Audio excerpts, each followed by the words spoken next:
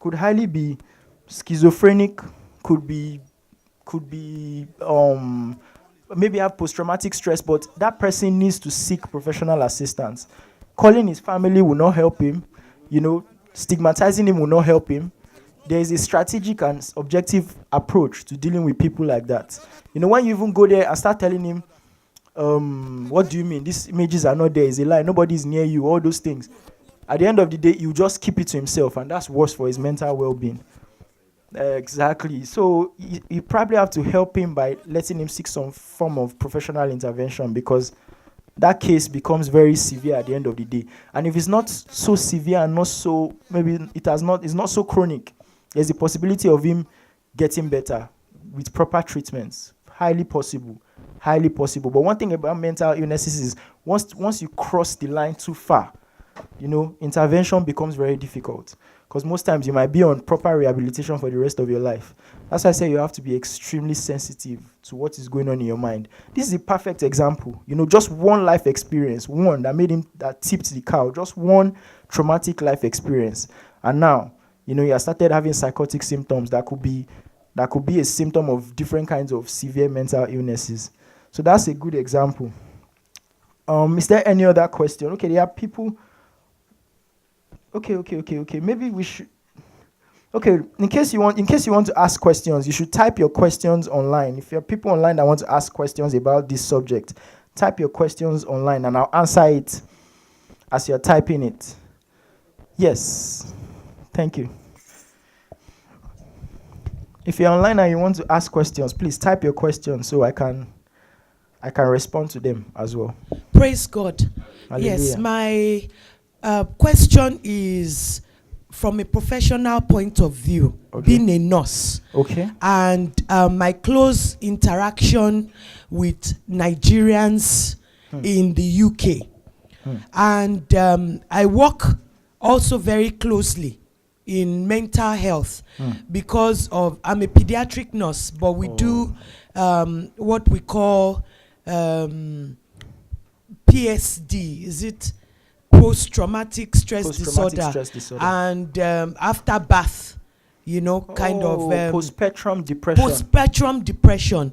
So we always use a kind of guide and scale that we use to score assessment for depression, for women that have given birth, when we go and see them at home as health visitors. Now, what I have come to discover is in my 11, 12 years of being a nurse, especially with the Nigerian community, because as a Nigerian, why is there so much stigmatization with depression, anxiety, and mental health, disorders?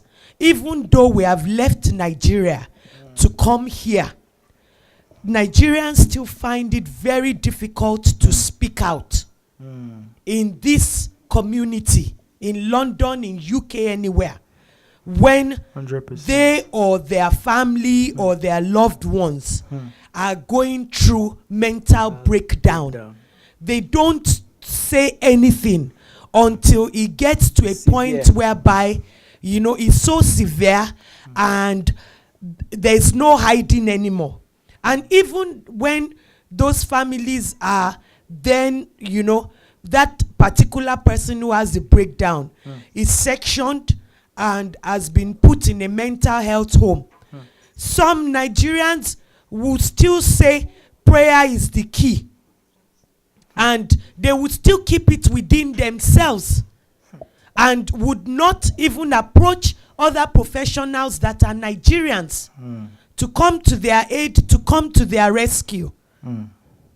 And it has come to the point whereby the church needs to create awareness on this. And charity begins at home. We need to start, from our little cliches, talk to ourselves, because the British people don't do it that way. Why is there so much stigmatization back home in Nigeria? And also, it's as if when we leave Nigeria, we carry all our, culture, all our, especially the bad habits. We carry it, and it's so difficult for us to dissociate from it. Please shed more light, and please say something about that aspect of stigmatization, that is, you are being witch hunted, that there's the devil is the one chasing you, that is spiritual, and it should only anointing oil and water should be used, instead of looking, as you said, for professional help. Then you can back this professional help up with prayers. And then that whatever drugs that person is giving, God should help it, to make it work in their body. Please, sir, shed more light on it, on this stigmatization. It has damaged a lot of Nigerians, a lot of lives, even here in the UK. God bless you, sir. I more than appreciate that contribution and question. Please, it is that is exactly what we are all fighting, and that's why I appreciate people that are involved in things like this, because people don't understand. What I attribute that a lot to is strictly ignorance. Because if you have malaria, what do? You go to your chemist. There's a drug for it. And the problem I kind of have with a fraction or most African people or blacks is that what they cannot see and they can't explain, they try to avoid it, or they give funny definitions too. Because mental health is so abstract. It's so abstract. But if you understand the dynamics of mental health, you understand that it's even more physical than you think. The brain is very physical. The brain is very tangible. You can't see it, but it's there. They just believe, because this person is depression, all these things. It is normal. It's like having malaria. It's like having a fever. It's similar to physical health. But what we can do is we can only keep preaching and promoting the awareness for people to know and understand. That part of the world is very, very difficult for them to understand what they can't see. So they attribute a lot of supernatural affiliations to it. But the truth is, that's one of the reasons why most times in developed countries, people with mental illnesses, there's a rapid intervention for them. They put them in an institution, they start taking care of them. But now you see many of them on the road. And like I was saying, I almost assumed people on the road, they were mad people, but some people on the road are just depressed. I'm telling you, without clothes, they are just they've removed, they are just walking around, aimless wandering, they are nude, all those things. It started from something little. Could be anxiety, could be depression that aggravated. We need to keep preaching the awareness to people. Mental health is as tangible as your physical health. Why people do regular checkups for physical health sometimes. Why don't you do regular checkups for your emotional state too? If it's not a severe symptom, you don't have to go to hospital. You can do a simple self-evaluation. When you wake up in the morning and you finish your prayer, sit down and reflect on what has been going on in the past 1 week. You feel, by the time you ordinarily going, reflecting on your week or your day in the night or in the morning, and you can identify some of the, key incidents that's affected your mind. By the time you identify it and you just try to, process it, you'll be surprised to how well you sleep that night. I do it a lot. We are human beings. It's like saying a psychologist to get depressed. We are human. It's like saying a doctor cannot have malaria. They can have malaria. Yes. You see different cases. There are some doctors that are stench substance addicts because they are self-medicating for something, maybe the stress. So it is completely human to have a mental illness, to have a mental disorder. According to statistics, there is nobody in this world that will not or may not experience some sort, depending on this, might not be severe, might be mild, some sort of mental illness or disorder in their life. So you cannot escape it. It is not something that you should stigmatize. That's just the truth. We would experience. You can be the most successful person on this planet, but you can be battling a mental illness. Even something as trivial as, I won't call it trivial, but as a phobic disorder, is a kind of mental illness. It's kind of a psychological distress, because it can cause distress for your emotional state. So it's nothing to be ashamed of. It's nothing to feel bad about. It is very normal. But we lack a lot of, awareness and insight to this because of ignorance. We need to start. That's why things like this are, before you know it, by the time people start getting extremely aware of this, it will go a long way. It will save. I have people, at least we can say we have someone in our extended family or somebody we know that is suffering from a severe mental illness. I have it in my family as well. You cannot escape it. Somebody who have something, if not treated well, can become very severe. So we need to keep preaching the awareness. Thank you very much. Praise the Lord. Hallelujah. I just want to clarify if I'm part of the which category that I fall into here. As part of my job, sometimes in December, and particularly I just got a new phone then, and I don't want to miss my phone and my family. And I went out on an inspection. I got on site and I saw the nice building, 18th floor. Wow. The lift wasn't working and we have to go and inspect the cladding because of what happened at Greenfield Tower. It was wonderful. I climbed to the 5th floor. I was so happy. By the time I got to the 18th floor, I want to know if I have a mental breakdown. So I climbed and I was going. So by the time I looked, I said, Mogbe. Jesus Christ. I didn't know what I was feeling. My head was so light. Even the red bus was so tiny. Wow. Where I was, 18th floor. It's around that Lewisham. I said, no. I just called the site officer. I said, you know what? I need to go down to the office to do something. And that was because for me to even come down, I read Psalm 23, I read Psalm 47, because if any little thing, because it's a scaffolding, if that thing shakes, you are down. So I don't know if that one is a phobia or I don't know. But throughout that day, my feet were shaking. I was like, oh my God, I won't go down there. Then when I got back to the office, my director was asking, Isaac, how was it? I said, wonderful.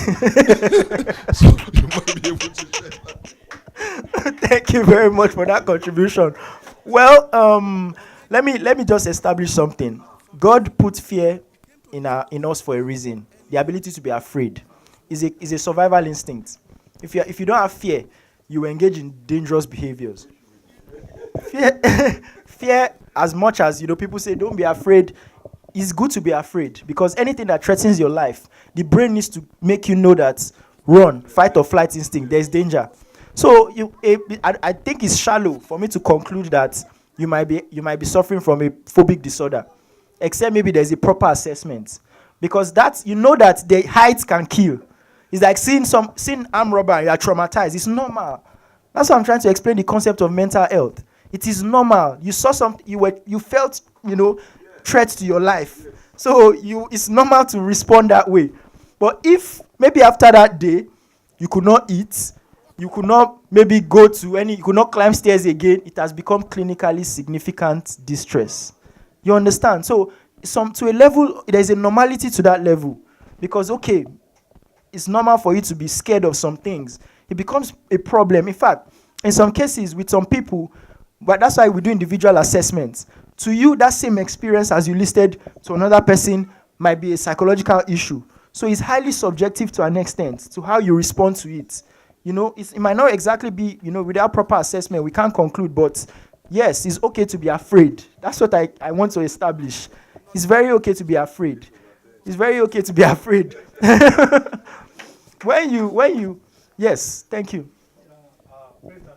The question I want to ask, too much of thinking, is it damage to it or something like that? Yes. Maybe in an hour or 2 hours or continuously for 24 hours. How can you explain it? It depends. It depends. Too much of thinking. It depends on what you are thinking about and how distressful the thinking is. Too much of thinking, as a human being, you think every second. Your brain is processing something every second. But when you start thinking too much, let me say, okay, mental pressure, stress on your mind, it can be bad. It can be very bad. That's why sometimes our advice, gets when there is too much of emotional stress or too much of thinking, learn how to start, self-medicating through positive strategies. prayers, for example, reading your Bible. There's nothing wrong in doing sports. Engage in something that you love doing, that is interesting, something fun. As I am like this, as old as I am, I play a lot of video games. I do sports because that is what I like doing. And I'm very self-conscious of what is going on in my mind. As a lady, as a woman, you love to cook. You can start cooking. As a man, you love to watch football. Treat yourself. If you know you are thinking too much, go pay for a ticket. You know, we just have one life to live. You know, pay for a ticket, go and watch a game, be happy. That excitement is just going to be like a dose of adrenaline that can take you for another 6 months. It's an investment. You think it's waste of money? No, we are not supposed to do it because it's expensive. It's waste of... No, you are investing in yourself. You might have just taken that one positive, interesting experience to keep you for another year or add 1 year to your life or to your mental state. So you have to be very conscious and very aware. Thinking too much could be a bad thing, but it is very, very subjective depending on what you are thinking about and how distressful the thought is to your life and to you. So it depends. But if you are feeling uncomfortable about it, definitely that's a symptom. If you are feeling uncomfortable, okay, I think I'm thinking too much. I can't stop. Anxiety, worry, that is a problem. That is not a good thing. So, like I said, yeah. Praise the Lord. Hallelujah. It's like you just hit the nail on the head, you know, with that question. God bless you, sir, about thinking and the response you gave. My questions are 2, but I will first start with the... Is it damaging? If you can't stop thinking, is it damaging? Yes, it's damaging. In fact, if you can't stop thinking, it's a problem. Because even when you're dealing with substance use disorder, for example, they say when you've tried to stop and you cannot stop, that's a strong symptom of substance use disorder. When you try to stop but you can't stop, then you need to seek assistance. It's like a car. A car that has been Running. Exactly. It will get to a point, you see that the engine knocks. And that thinking could be a symptom of many things. It could be anxiety, it could be fears, it could be someone that just worries. I know someone that, can't stop thinking. If anything happens, a phone call, oh, negative thoughts, what's going on? Paranoia. If it's that, it's a problem that you need to, deal with before age. Because one thing about life is everything comes down. It's finite. Everything depreciates. The older you get, the brain shrinks. So if you don't take care of your mind now, you are limiting the span of your mental health. That's mental. There's physical too, but mental health too is there. So if you notice that there's something you're thinking too much and you can't stop, deal with it like wildfire. Start looking for how to take care of it quickly. Seek professional assistance. There are professionals everywhere, counseling, do research, read about it, be aware, and create a solution. There's an online question. Okay. Praise the Lord. Yes. From the analysis now, I think I just deduced that there seems to be a very thin line between what we refer to as hard work and stress. Thank you. And I think that is where people from where we come from are facing challenges, because we cannot define that line. Everything is in the name of I'm hard work. I'm hardworking. I'm trying to strive for my family to survive. I came to this country to help my people back home. I need to make sure that things happen. In the process of doing that, I think from your analysis now, we were sliding into stress, and it's affecting our emotions, and it can lead to all your jargons without we knowing. Exactly. In a bullet point, what are the indications as a professional that you can give out to people out there to start looking for, so that they'll be able to define when they are sliding from that kind of what we term hard work into this activity that can lead to emotional distress? Thank you. Well, thank you very much. That's a wonderful question. And what I'll say is, because of the standards we have now, ideally, you are not even meant to be, you are meant to be working in a job you love. If you don't love what you are doing, it is automatically stress, because you are doing it maybe for financial benefits. That's why if you notice people that do sports, or doctors that they didn't get pushed to it by their parents or something, they have a better mental health state. So ideal situation, You are not meant to be doing something you don't love doing. But now it is, a different situation, because I can categorically say maybe 70 to 80% of people working now are doing it because of the financial benefits. That I cannot give a bullet point, because you cannot avoid. What you can do is to look for alternate positive strategies as stress relief, because you cannot help but to work and provide money. And that already, as you said, it's hard work. If you are enjoying what you love, you will not even see it as hard work. As I am like this, I enjoy doing psychology. When she told me I was going to talk, I didn't even need to prepare, because I've read a lot. You understand? And I understand what I'm doing. You understand? So it's like, I love what I'm doing. So it's very easy for me. It's not stressful. But if you are doing something that is stressful, you definitely have to look for a means of stress relief. Because like you said, hard work, in fact, the concept of hard work is as a result of, you are pushing yourself. But when you're doing something you love, you are not pushing yourself. It just comes naturally. Maybe you are working as a doctor or a nurse and you love what you are doing. You're enjoying it. You'll be going to work smiling and they are paying you for smiling. That's the truth. So it's like, as it is now, most times when you're hardworking or you're working hard, in some cases, is as a result of you pushing yourself because of maybe the financial benefits. So in that case, you're already stressed. Like you said, that's the conclusion. You're already stressed. So what you have to do is to look for alternate positive coping strategies to, create a balance between the workload and your emotional sanity or mental sanity. Thank you. You said there was a question. Praise the Lord. I think our time is fast spent. Yes. But I want you to round up with these two questions. I think we will have to bring you back again. Fine. Definitely. This is going to be explosive online. And I know a lot of people will want to be part of it. Yes, I want you to please help us to educate Nigerians in diaspora. Because as I said, we've brought our culture from home and inculcated it in the white man's land that we found ourselves. Instead of letting what we see from them rub off on us. Can you please educate Nigerians on the need to actually rest? R-E-S-T. What is meant by rest? And 2, the need to holiday. I go on a lot of holidays with my family, and it's a part of coping strategy. It's something that we just do to release tension. There are times we just want to get out of London, just want to take time out, just for our mental balance. When we go to a lot of these places where we go for holiday, at times we might just be 2 black families. We might just be 1 black family. And I keep wondering in myself, there are a lot of successful Nigerians in the UK, in London.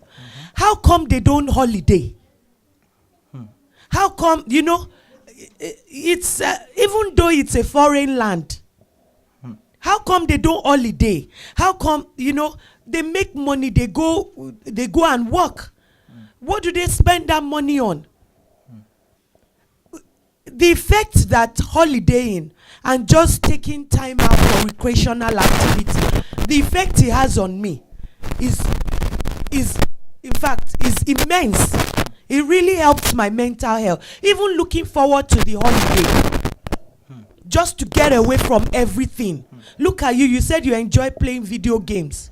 And your job, you even see it as a hobby. You love it. But please educate us. And my second question, which I believe we need to bring you back, is because I work with teenagers a lot. And our Nigerian teenagers, between the ages of 10 and 30, they're experiencing high mental breakdown. I have someone that's very close to me now who has had to leave university and has been sectioned under section 47. She broke down. She's in her teens and is really severe. And I've heard of so many. If you find 20 Nigerian teenagers at least you will get 3, which is high number, you know, of mental breakdown, psychosis. Is really rampant amongst black in this country. And it's peer pressure, you know, drugs, so many things, you know, identity crisis affects them a lot. And you know, this is not our home. So there are a lot of factors that bring stress in trying to fit in. So we need to do a session for young people whereby they need to look after their mental health. Mental health began to be taken seriously in this